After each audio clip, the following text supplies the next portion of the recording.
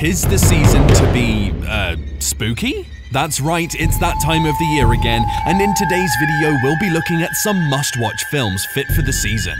From a mockumentary that many believed to be true at the time, to a movie that steered clear from the usual horror. But first, let's take a look at a bloody and gory classic. Number 10, The Texas Chainsaw Massacre from 1974. Here's something gruesome. The movie The Texas Chainsaw Massacre is exactly as bloody, violent, and gory as the title suggests. It also seems to serve no purpose, unless that purpose is to arouse disgust and fear. Nonetheless, the film is a strange, off-the-wall achievement in its own right. I'm not sure why anyone would want to make a film like this, but it's well-made, well-acted, and all too effective. You shouldn't expect to feel at ease while watching The Texas Chainsaw Massacre. All the shots of teens basking in the Texan sun may deceive you, but everything Tobe Hooper puts on the screen is designed to make you feel uneasy. The opening crawl foreshadows a bad ending for friends Sally, Sally's brother Franklin, Kirk, Jerry, and Pam, so we're already uneasy when the piercing camera noise, which the film series would later become iconic for, first echoes out from the screen. This sound has become so iconic that it can be heard in later films even when there is no camera present. Being stranded in the middle of nowhere with someone who is more than handy with a chainsaw is the fundamental premise of The Texas Chainsaw Massacre, which has become a classic for a reason. After watching The Texas Chainsaw Massacre, you'll probably feel a little gross and believe you saw much more bloodshed than was ever depicted on screen. Additionally, you'll never again view a chest freezer in the same way. Number 9, Murder Party from 2007. Murder Party has a distinct downtown Manhattan flavor, similar to Mulberry Street, and feels like the kind of underground production that would be at home being screened in the media room of a gallery in that area. Except, of course, that the film literally chainsaws pretentious artists, leaving a pool of hipster blood on the screen. This gruesome Halloween film leans more towards the darkly humorous. Chris, a young man seeking entertainment for the evening, discovers an invitation to a costume party in Brooklyn. Unfortunately, the party is being hosted by art students who plan to create a new masterpiece by murdering Chris. To make matters worse, these would-be killers aren't very good at their jobs, and things quickly spiral out of control as the bodies pile up. Chris, who isn't the smartest guy in the room, needs to escape before he dies, barring the incompetence and ego of those around him. Number 8, Scary Stories to Tell in the Dark from 2019. This film, produced by horror visionary Guillermo del Toro, is ideal for a horror newcomer.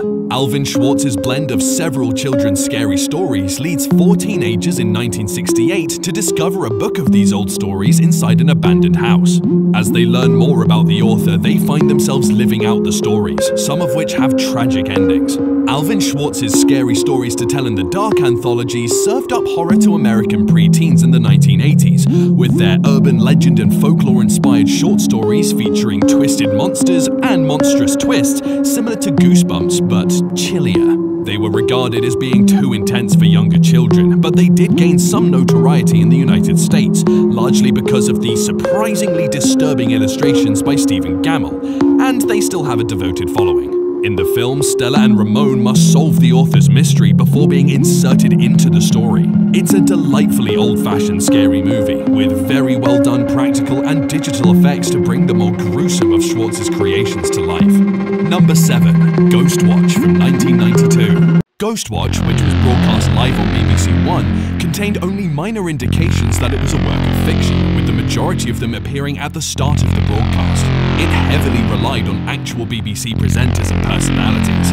Finally, because the show's call-in number, which was an actual call-in number frequently used for live BBC programs, was overwhelmed, a large number of concerned citizens never heard the tape disclaimer that the show was a drama, not a live broadcast. This BBC television film is less well known outside of the United Kingdom, but it is a well-known gem among horror fans. It predates the found footage genre by pretending to be a live broadcast on Halloween night, with real news reporters such as Michael Parkinson investigating a haunted house in Greater London. However, things begin to go wrong when the mysterious spirit known only as Pipes takes control of the broadcast in order to spread its influence across the country.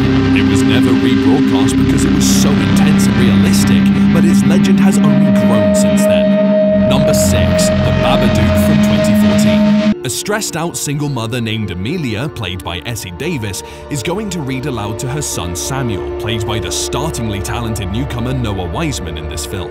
Her husband was killed in a car accident while driving her to the hospital to have the baby, who is now grown into this precocious, disturbed, difficult child.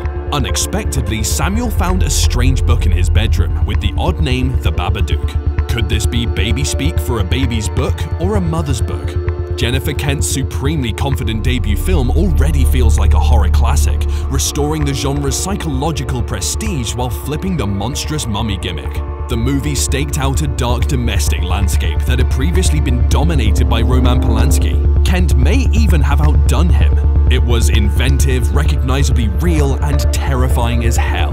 Number 5. Hereditary from 2018. When a child's sudden decapitation ranks as only the 5th most shocking event in a film, then you know you're watching a modern horror classic. Another good sign is that the film is directed by Ari Aster. With this deeply unsettling debut feature about a family collapsing under the weight of its own buried secrets, the New York horror wunderkind established himself as a master of the genre right out of the gate. You'll be thinking about it far longer than is healthy for your mental health. Hereditary is a film that should not be described in detail, because doing so will ruin the surprises and leave the listener wondering if you saw the film or dreamt it. The film maintains a throb of dread for the first 90 minutes, and the final 30 minutes are off the rails in the best way. The story is structured by Ari Aster in such a way that it's difficult to tell whether the strange events you're witnessing are real or just figments of the Graham family's imagination, a clan cursed by both biblical bad luck and a genetic proclivity for various types of mental illnesses. Number 4. Orphan from 2009.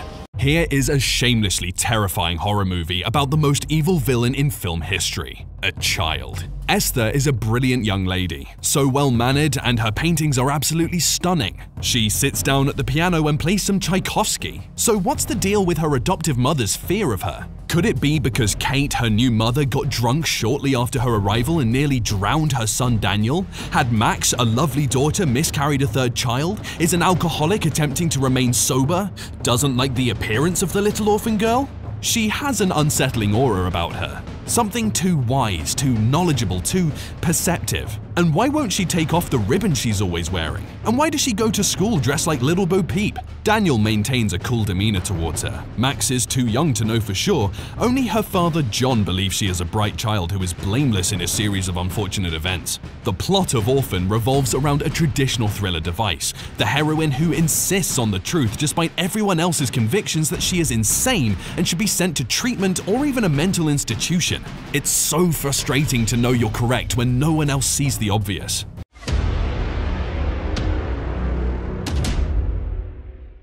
And with that, it's now time for today's best pick. Who knew that a Halloween villain could be cute? Find out more about this movie next. Number 3. Trick or Treat 2007. As the title suggests, it's a gory anthology film full of gory tricks. 4 horror stories set around the holiday season, each with a different character engaging in their own little traditions, some traditional, others involving dead bodies and werewolves. These are supervised by Sam, a mute but adorable creep. He acts as something of an enforcer and only wants to ensure that everyone has a good time, unless someone breaks the rule and ruins tradition. It's the ideal movie to start or end the season because it serves as a reminder of what it's all about. Trick or Treat is genuinely about Halloween, about its customs, gimmicks, and stereotypes, both well-known and newly created. It evokes customs and superstitions that any child who grew up in suburban America in the past 40 years is likely familiar with, while subtly weaving in fresh traditions and myths that were made up on the spot, so masterfully that they immediately seem just as true and timeless. Number 2. The WNF Halloween Special from 2013.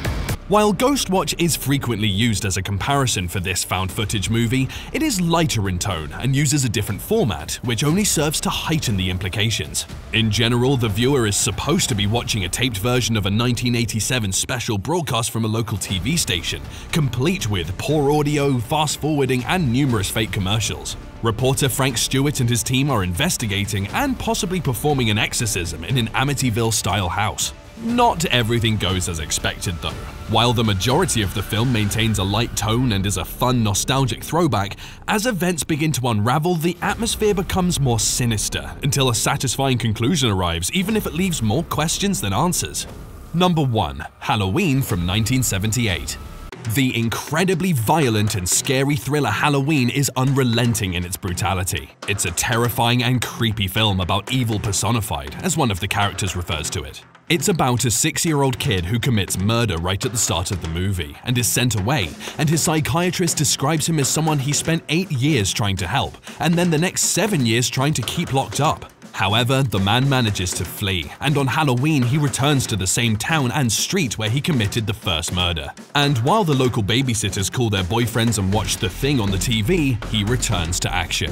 Michael Myers is unlike any other film monster. He doesn't sway, creep, or race. He walks slowly and steadily. His physical appearance and clothing reveal nothing about him. He never speaks and provides no explanation for his killing spree. He's not so much a character as he is an abstraction in the midst of a mundane slice of suburban life. We don't just watch the movie when we watch Halloween, we actually experience it firsthand. It is terrifying, and if you don't like scary movies, you shouldn't watch this one. See you all next time.